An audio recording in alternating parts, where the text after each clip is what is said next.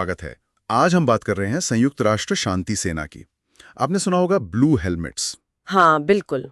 तो आज हमारे पास कुछ सामग्री है, कुछ स्रोत हैं जिनसे हम इनकी भूमिका, इनकी ताकत और हाँ, इनसे जुड़े कुछ विवादों को भी समझने की कोशिश करेंगे। जी, ये वो सैनिक है जो अक्सर दुनिया के सबसे मुश्किल हालात में मतलब युद्ध और शांति के बीच कहीं खड़े दिखते हैं। सही कहा।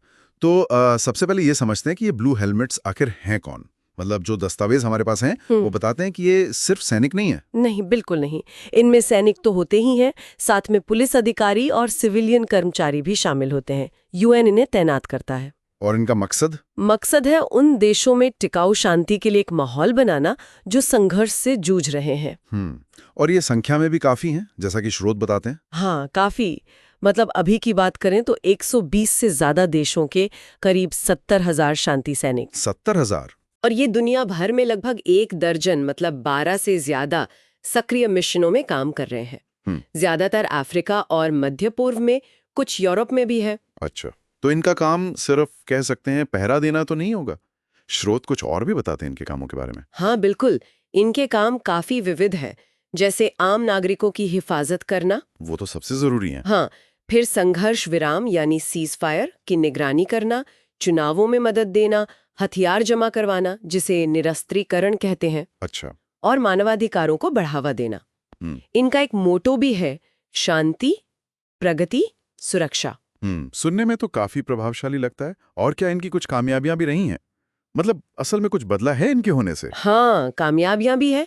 देखिए, 1948 से ये काम कर रहे हैं। स्रोत बताते हैं कि सिएरा लियोन, लाइबेरिया, कंबोडिया जैसे देशों में गृह युद्ध खत्म करने में इनकी भूमिका रही है। दक्षिण सूडान में जो लोग विस्थापित हुए उनकी रक्षा की है।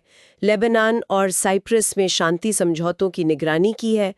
और इसी काम के लिए 1988 में इन्हें नोबेल शांति पुरस्कार भी मिला। नोबेल शांति पुरस्कार, ये तो बड़ी बात है। लेकिन यहीं पर कहानी थोड़ी पेचीदा होती है ना? स्रोत ये भी इशारा करते हैं कि इनकी शक्ति की कुछ सीमाएं हैं। बिल्कुल, ये बहुत महत्वपूर्ण बात है। इनकी शक्ति असल में काफी सीमित है। ये अपने मर्जी से कुछ नहीं कर सकते। मतलब ये कि कोई भी एक्शन लेने से पहले संयुक्त राष्ट्र सुरक्षा परिषद की अनुमति चाहिए। सुरक्षा परिषद, हाँ, वही 5 स्थायी सदस्य और वीटो पावर वाली बॉडी। जी, और उनमें से कोई एक भी वीटो कर दे तो मिशन रुक सकता है, चाहे कितनी भी जरूरत क्यों ना हो। और सिर्फ इतना ही नहीं, संघर्ष में शामिल सभी पक्षों की सहमति भी जरूरी है। ओहो, तो मतलब अगर एक पक्ष भी राजी ना हो तो ये कुछ नहीं कर सकते? लड़ाई में उतरने का अधिकार या मैंडेट नहीं मिलता, उन्हें निष्पक्ष रहना होता है। हाँ, मेजबान देश की संप्रभुता का भी सम्मान करना होता है। बिल्कुल, और यहीं से फिर मुश्किलें और विवाद शुरू होते हैं। हाँ, विवादों वाला पहलू, इस पर आते हैं। जो जानकारी हमारे पास है उसमें कुछ गंभीर आरोप भी हैं इन पर। जी, दुर्भाग्य से है। कॉन्गो और हैती जैसे देशों में यौन शोषण और दुर्व्यवहार के बहुत गंभीर आरोप लगे हैं शांति सैनिकों पर। ये तो बहुत ही चिंताजनक बात है। बिल्कुल। और फिर रोवांडा में 1994 में जो नरसंहार हुआ, उस दौरान इनकी निष्क्रियता पर भी सवाल उठे। कहा गया कि ये रोक सकते थे पर रोक नहीं पाए। और बोस्निया का स्रेब्रेनिका नरसंहार भी? हाँ, वहां भी इनकी भूमिका बहुत सीमित रही हिंसा रोकने में। शायद अधिकारों की कमी, शायद संसाधनों की, या दोनों की वजह से। ये घटनाएं शांति सेना के काम पर गहरे सवाल खड़े करते हैं। तो जाहिर है इसको लेकर अलग अलग राय भी होंगी। स्रोत क्या कहते हैं इस बारे में? हाँ, 2 तरह की सोच दिखती है। जो आलोचक है वो कहते हैं कि ये शांति सैनिक अक्सर देर से पहुंचते हैं, धीमी प्रतिक्रिया देते हैं और कई बार मिशन पूरा होने से पहले ही चले जाते हैं। वहीं जो समर्थक है उनका तर्क है कि भाई ये उन खतरनाक जगहों पर शांति बनाए रखने की कोशिश तो करते हैं जहां कोई और जाने की हिम्मत भी नहीं करता। तो शायद सच्चाई कहीं बीच में है, मतलब एक जरूरी कोशिश लेकिन खामियों के साथ। हाँ, कह सकते हैं ये एक जरूरी लेकिन अपूर्ण व्यवस्था है। और अब तो चुनौतियां और भी बदल रही हैं। अच्छा, किस तरह की नई चुनौतियां? स्रोत इशारा करते हैं हाइब्रिड युद्ध की तरफ। मतलब ऐसी लड़ाई जिसमें सिर्फ सेनाएं नहीं लड़ती, बल्कि साइबर हमले होते हैं, झूठी खबरें फैलाई जाती हैं, राजनीतिक दबाव बनाया जाता है। ओह हाँ, ये तो आजकल बहुत सुनने में आता है। जी, इसके अलावा आतंकी गुटों से खतरा बढ़ गया है, डिजिटल निगरानी की चुनौतियां हैं। तो शांति सैनिकों को अब इन सब से निपटना होगा। तो इसका मतलब है कि उन्हें और बेहतर तैयारी की जरूरत होगी? बिल्कुल, बेहतर ट्रेनिंग चाहिए, मिशन में महिलाओं की ज्यादा भागीदारी यानी लैंगिक संतुलन पर जोर है। जरूरत पड़ने पर तेजी से तैनाती हो सके, इसकी व्यवस्था करनी होगी।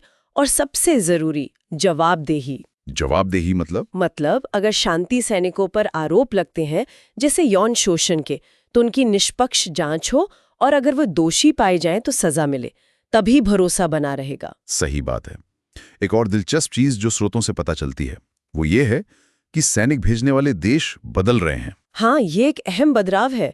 पहले पश्चिमी देश ज्यादा सैनिक भेजते थे, लेकिन अब भारत, बांग्लादेश, पाकिस्तान, रवांडा जैसे ग्लोबल साउथ के देश सबसे आगे हैं। तो ये शांति मिशनों में एक तरह से ग्लोबल साउथ के बढ़ते नेतृत्व को दिखाता है। हाँ बिल्कुल, ये शांति मिशनों के भविष्य के लिए एक महत्वपूर्ण संकेत हो सकता है। तो कुल मिलाकर इन स्रोतों को देखने के बाद क्या समझ आता है, मतलब क्या निष्कर्ष निकाल सकते हैं हम? देखिए, निष्कर्ष यही है कि संयुक्त राष्ट्र शांति व्यवस्था, ये जो ब्लू हेलमेट्स का पूरा सिस्टम है, ये बहुत जटिल है।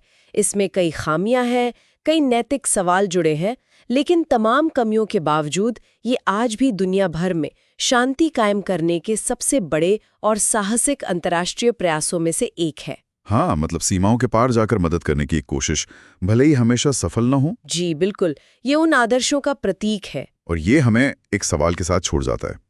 जब शांति अभियानों का स्वरूप बदल रहा है, चुनौतियां नई आ रही हैं, सैनिक भेजने वाले देश बदल रहे हैं, तो भविष्य में वैश्विक शांति बनाए रखने की इस साझा जिम्मेदारी का असल मतलब क्या होगा? हाँ, ये एक बड़ा सवाल है। सोचने वाली बात है ना।